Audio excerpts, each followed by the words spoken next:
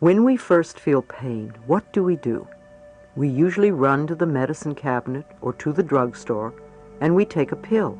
In effect, we say to the body, "Shut up, I don't want to hear you." The body will quiet down for a little bit. Then the whisperings return, and this time a little louder.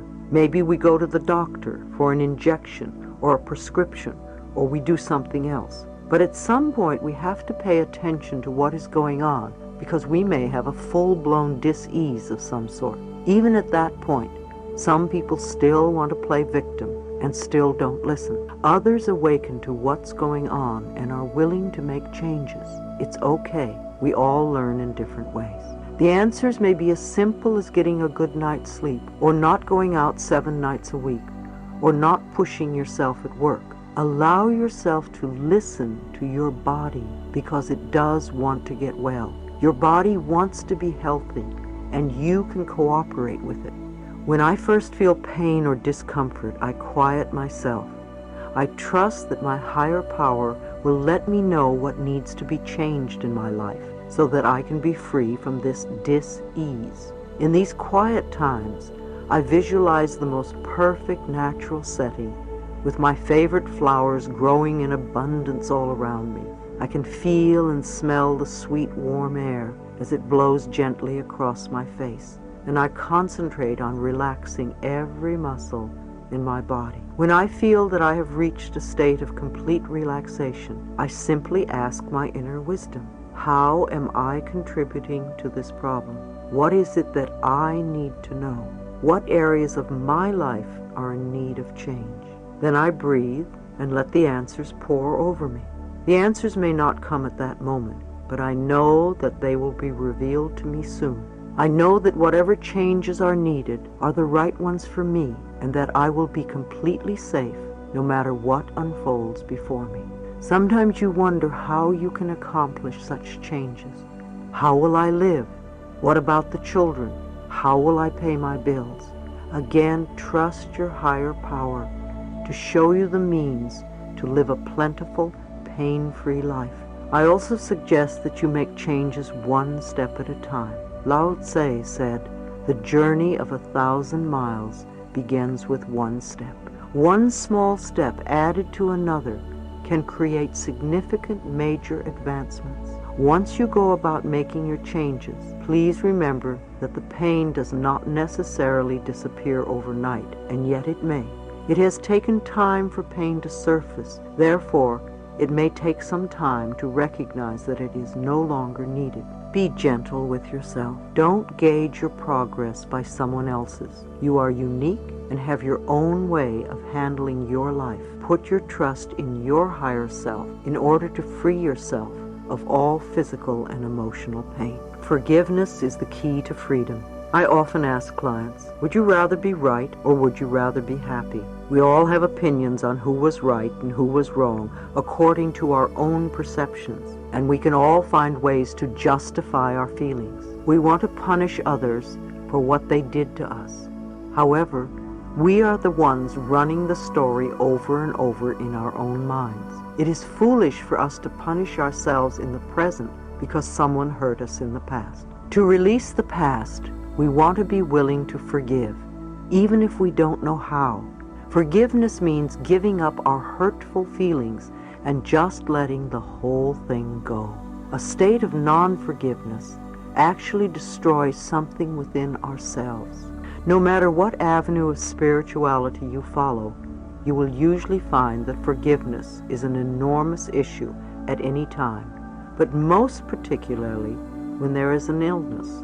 When we are ill, we really need to look around and see who it is we need to forgive.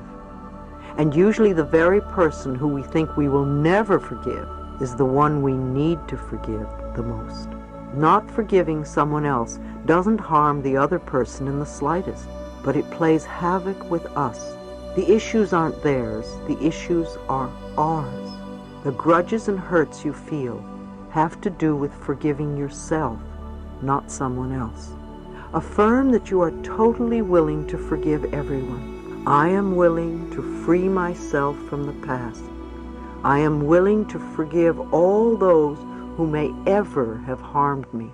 and I forgive myself for having harmed others. If you think of anyone who may have harmed you in any way at any point in your life, bless that person with love and release them, and then dismiss the thought. I wouldn't be where I am today if I hadn't forgiven the people who have hurt me. I would not want to punish myself today for what they did to me in the past. I'm not saying that it would be easy. It's just that now I can look back at that stuff and say, oh yes, that's something that happened. However, I don't live there anymore, and it is not the same as condoning their behavior. If you feel ripped off by another, know that nobody can take anything from you that is rightfully yours. If it belongs to you, it will return to you at the right time. If something doesn't come back to you, it wasn't meant to. You need to accept that and go on with your life. To become free, you need to get out of your self-righteous resentment and off your pity pot. I love this expression, which originated with Alcoholics Anonymous, because it is such a wonderful, accurate description. When you are sitting on your pity pot, you are this helpless person who has no power at all. In order to have power, you want to stand on your own 2 feet and take responsibility. Take a moment and close your eyes, if you can, and imagine a beautiful stream of water in front of you. Take the old painful experience, the hurt, and the unforgiveness, and put the whole incident in the stream. See it begin to dissolve and drift downstream until it totally dissipates and disappears. You can do this as often as you want. This is a time for compassion and healing. Go within and connect with that part of yourself that knows how to heal. You are incredibly capable. Be willing to go to new levels to find capabilities of which you were not aware.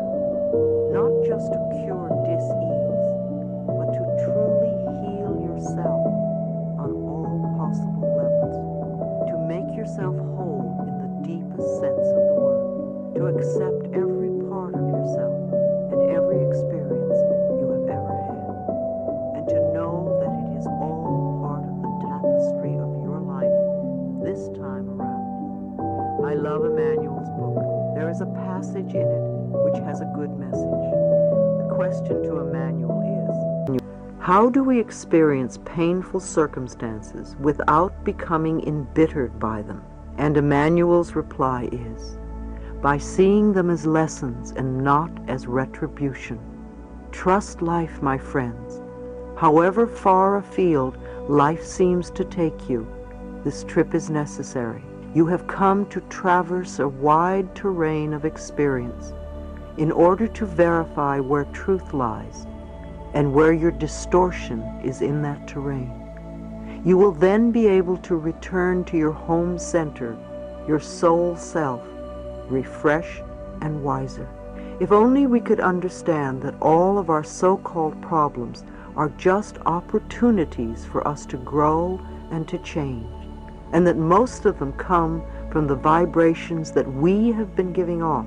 All we really need to do is change the way we think, be willing to dissolve the resentment, and be willing to forgive. Understanding and listening to your body is a very important thing. All people should practice this. According to Louise, when a person is sick or starts to feel pain, we normally just look for a fix so that we don't have to deal with it. But it always comes back, and sometimes as more. People don't understand that the body wants to be healthy. It does not want to be in a state where it hurts, feels pain. And the best way for the body to heal is to listen and then be willing to make changes. The body will only tell a person, but it is up to the person to make the change happen. But I hope you guys enjoyed the video. Do make sure